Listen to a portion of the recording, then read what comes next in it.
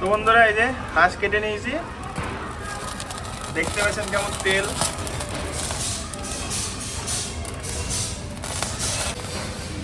অস্বাভাবিক তেল কিন্তু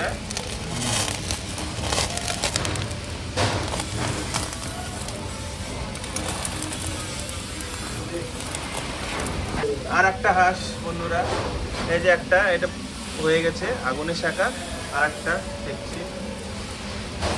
তো বন্ধুরা এই যে আমাদের হাঁস পুড়িয়ে নেওয়া হয়েছে, এবার পিস করে নেবো, ছোটো ছোটো করে পিস করে নেবো। তো কী করে পিস করি চলুন দেখাই হাঁস কাটিংটা।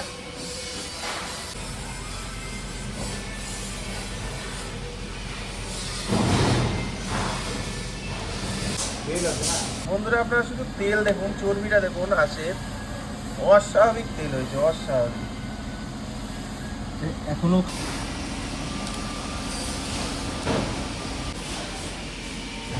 এই যে বিকাশ দা আমাদের কাটিং করছে।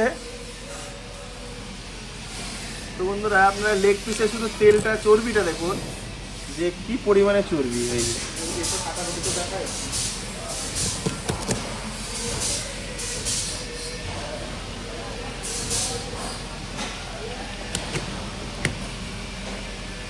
হাঁসের চর্বি নাকি? অস্বাভাবিক চর্বি বন্ধুরা। দেখুন আপনারা, হাসিতে মনে এতটা চর্বি হয় না, এটা চর্বি অস্বাভাবিক। হাঁসের স্টমাকের মধ্যেও দেখুন কতটা চর্বি হয়েছে।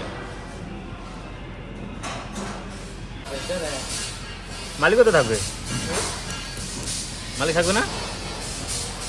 হাঁসের পিস একটু ছোট ছোট করাই ভালো বন্ধুরা, তাহলে একটু ঝাল মশলা ঢুকবে, খেতেও ভালো লাগবে, তাই না বিকাশ দা? মুটিটা একটু ভারী কম হয়ে গেছে আমাদের।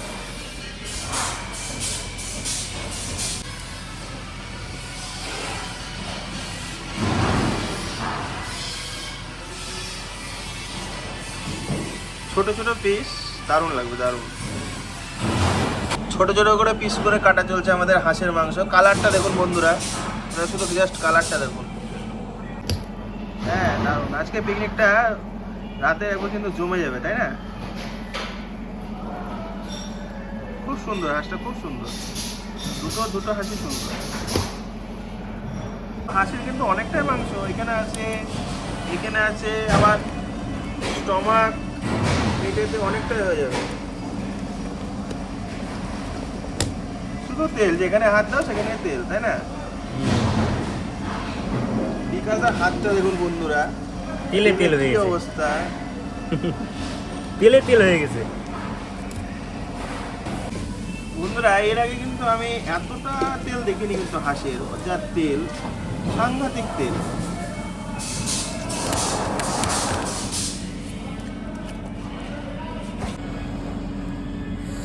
হেঁটে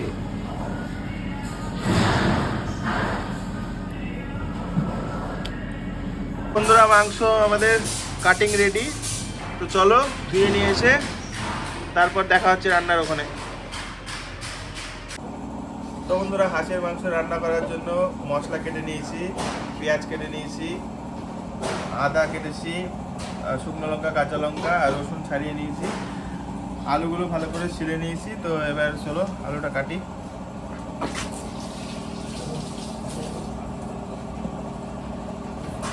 তো আলুগুলো কাটা হয়ে গেছে, এবার এই মশলাগুলো মিক্সিতে পেস্ট করে নিই। পেস্ট করে নেওয়ার পরে দেখা হচ্ছে রান্নার সময় আপনাদেরকে। তো চলো মিক্সিটা করে নিয়ে আসি। তো বন্ধুরা হাঁসের মাংস রান্না করার জন্য এই যে কেটে রাখা পেঁয়াজ মাংসের মধ্যে দিয়ে দিচ্ছি, ধুয়ে রাখা হাঁসের মাংসের মধ্যে। মাংস দেখতে পাচ্ছেন বন্ধুরা কেমন হয়েছে, কেমন চর্বিযুক্ত মাংস। তো দিয়ে দিচ্ছি পেঁয়াজ, দিয়ে দিলাম পেঁয়াজ কুচি।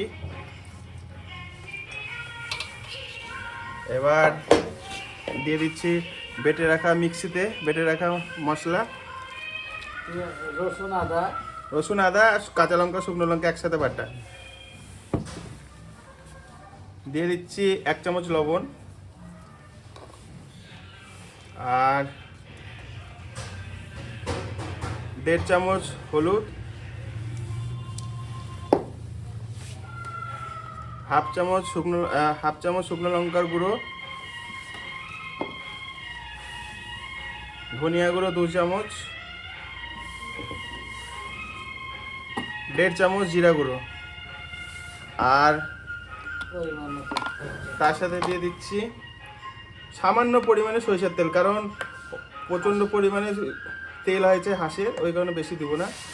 বাস, তো এবার ভালো করে মাখিয়ে নিই। হাঁসের মাংস বন্ধুরা যত বেশি মাখানো যাবে তত টেস্ট বাড়বে। না না, হাঁসের মাংসতে কোনো টমেটো দেবো না, জাস্ট শুধু এই মাখিয়ে রাখার মশলা, আর কিছু দেবো না।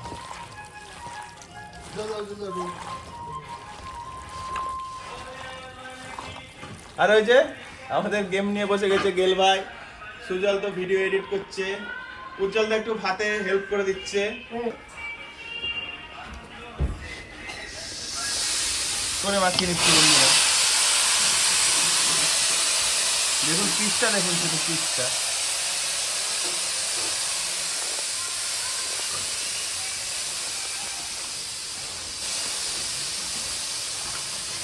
যত ভালো করে মাখানো যাবে তত টেস্ট হবে। তো মাংস আমার ম্যারিনেট করা হয়ে গেছে ভালো করে, মোটামুটি 15-20 মিনিট মতো ভালো করে মাখিয়েছি, দেখতে পাচ্ছেন আপনারা এই যে। তো এবার একটু ঢাকা দিয়ে রাখি, তারপরে রান্নার ওখানে দেখা হচ্ছে। রেখে দিলাম এখন ঢাকা দিয়ে আধা ঘন্টা, 1 ঘন্টা মতো ঢাকা দিয়ে রাখবো, তারপরে রান্না করব। তো বন্ধুরা ভাত আমাদের হয়ে গেছে, ফ্যানটা ঝরিয়ে নিচ্ছি। আর এদিকে কড়াই গরম হয়ে গেছে, দিয়ে দিচ্ছি সামান্য পরিমাণে সরিষার তেল, কারণ মাংস ম্যারিনেশনের সময় দিয়েছিলাম, আর এখন দেবো অল্প। বাস, আর তেল দেবো না, কড়াই গরমই হয়ে গেছে। নতুন কড়াই বন্ধুরা দেখতে পেলেন, আমি আজকে কিনে নিয়ে এসে আজকে হাঁসের মাংসের উৎপাদন হচ্ছে নতুন কড়াই। কড়াইটা কেমন হয়েছে আর খুন্তিটা আপনারা অবশ্যই বলবেন। দিয়ে দিচ্ছি 2 শুকনো লঙ্কা,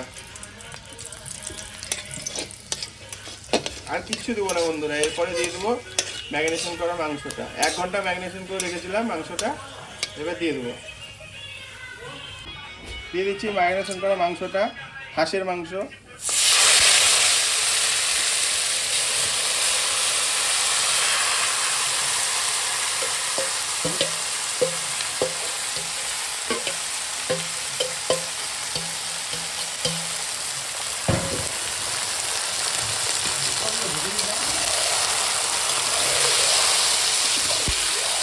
তো ভালো করে কষে নিই, দেখতে থাকুন আপনারা। ভিডিওগুলো ভালো লাগলে লাইক কমেন্ট শেয়ার অবশ্যই করেন, আর চ্যানেলটা সাবস্ক্রাইব করে দিন। তো বন্ধুরা এই দেখুন মাংস থেকে জল ছেড়ে দিয়েছে, দিয়ে দিলাম 4টে গোটা রসুন। তো রান্নাটা করতে থাকি, আপনারা দেখুন তেল জল একসাথেই ছেড়েছে।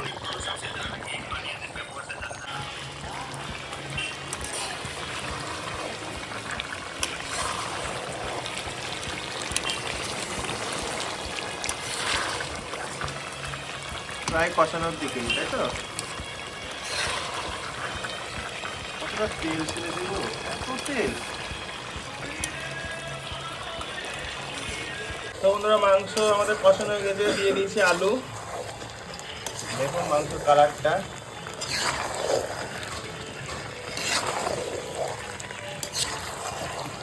কতটা তেল বেরিয়েছে দেখুন। আমার কষা হয়ে গেছে কমপ্লিট, দেখুন দেখুন কালারটা দেখলে বুঝতে পারবেন। তো দিয়ে দিচ্ছি এবার গরম জল দেবো, জলটা গরম বসিয়েছিলাম ওইদিকে। তো দিয়ে দিচ্ছি এবার গরম জল, ঝোল যতটা পরিমাণে ঝোল করব সেই অনুযায়ী জল দিয়ে দিচ্ছি।